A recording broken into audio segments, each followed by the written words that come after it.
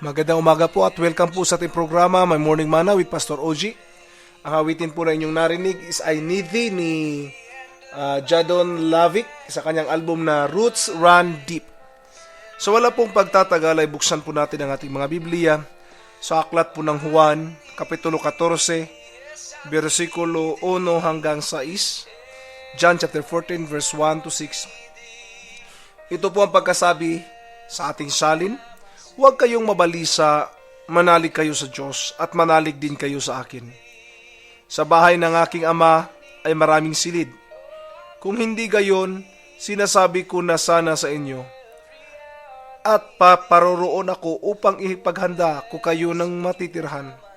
Kapag naroon na ako at may paghanda na kayo ng titirhan, babalik ako at isasama kayo sa kinaroroonan ko. At alam na ninyo ang daan patungo sa pupuntahan ko. Sinabi sa kanya ni Tomas, Panginoon, hindi po namin alam kung saan kayo pupunta. Paano naming malalaman ang daan?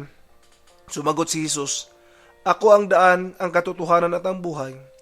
Walang makakapunta sa Ama, kundi sa pamamagitan ko. Sa umagang ito ay dadalhin ko po kayo sa topic na nagsasabing, Finally Home. Minsan pag sinasabi natin finally home,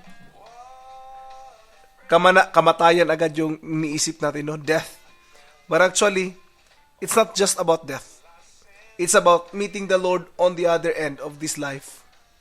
Minsan kasi, nakatali yung konsepto natin na, alam mo na, finally home, pag mamatay ako, wala na, tapos na. Hindi po. That's the starting point of the exciting part of our life. Jesus, bakit po? Dahil si Jesus Christ po may pangako. Huwag kayong mabalisa, huwag mag-alala. Because God has a promise of a wonderful home. God has a promise that He will bring us home. At ang maganda po ay ganito, hindi tayo papabayaan ng ating Panginoon. Ang sinabi niya po sa atin na in that place, He prepared for us. He prepared a place where we can worship Him. A place that we can call our home. Tandaan po natin na ang lupaing ito ay hindi po natin tahanan. We are just strangers in this planet. When we see Jesus face to face for the first time, we will be finally home. Alam ko po na ang tunay nating bahay ay Pilipinas, tama po ba? Kahit nandito tayo sa ibang bansa. Pero sabihin ko po sa inyo, ang tunay po natin na tahanan ay hindi po ang lupang ito, kundi ang langit. Kaya po, nakaka-experience tayo minsan ng mga discomfort, no? Sa buhay natin. Why? Because this is not our home. This body is not our home, no? Nalalanta ito. Subalit papalitan ito ng Diyos ng katawang hindi na masisira. An uncorruptible body. Those who love and serve God on earth will be right at home in heaven. Because you know, when you say, at home ka dito, ibig sabihin, you feel safe. You feel secured. Ang tanong ko po, safe and secured ka ba sa mundong ito? Hindi po. Sa mundong ito, nakakaranas ka ba ng total security? Hindi po. Sa Diyos lamang natin natatagpuan yan. Kaya nga po tayo naglilingkod sa Diyos, di po ba? Dahil natagpuan natin yung tunay na at home sa Kanyang presensya. At sabihin ko po sa inyo, ang nararamdaman niyo po sa banal na Espiritu Santo ay temporaryo lang po na at home, no? But into that golden shore, into that promised land of the Lord, there's a greater peace within our hearts because God is with us. And that's what I am looking for.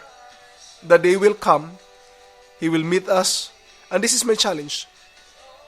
When we finally get home, see Him face to face, it's the time that we have to be joyful and to become excited day by day. Ang challenge ko po ay maging excited tayo every day, hoping for that day to come, going to become finally home.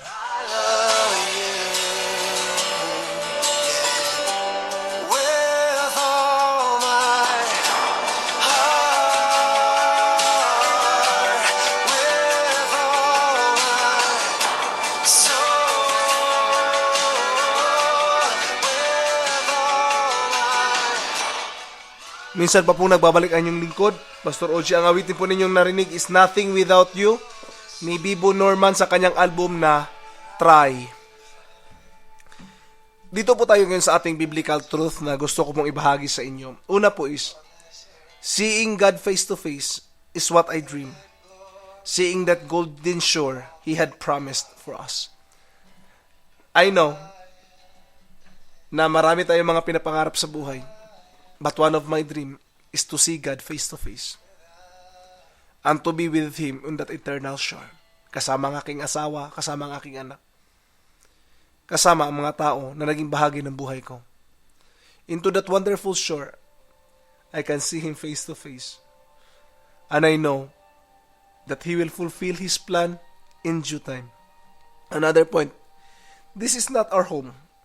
We are just a stranger in this world. But when God will take us, He will bring us to that eternal home. Ulitin ko po, this is not our home. We are just stranger here. May isang awitin po nagsasabi, we are stranger. We're stranger here. We're just passing through.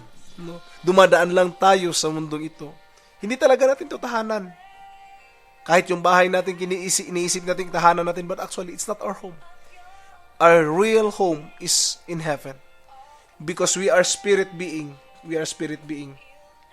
Last point po na gusto kong ibahagi is this. Finally home, into that eternal abode, death needs not to be feared of, but an event that one has to be excited.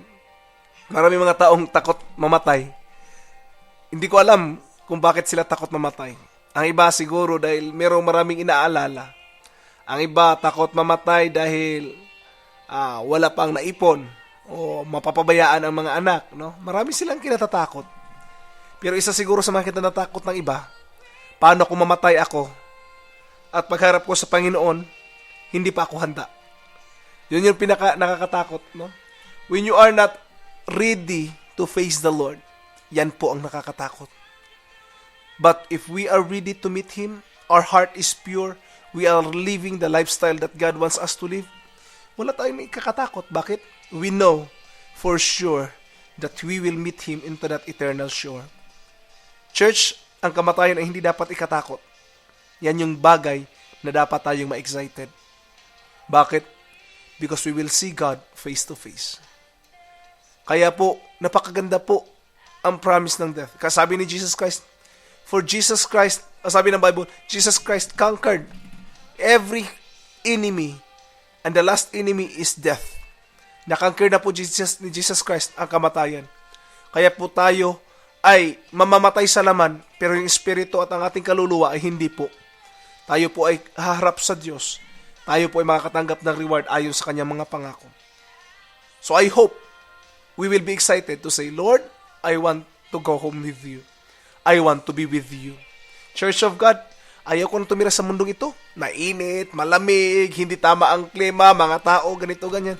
Nakakapagod, no? Walang peace, puro gera. I want to be in the presence of God. I want to be in heaven. That's the best place to be with. God bless po, at sana po maging excited tayo sa pagbabalik ng ating Panginoon.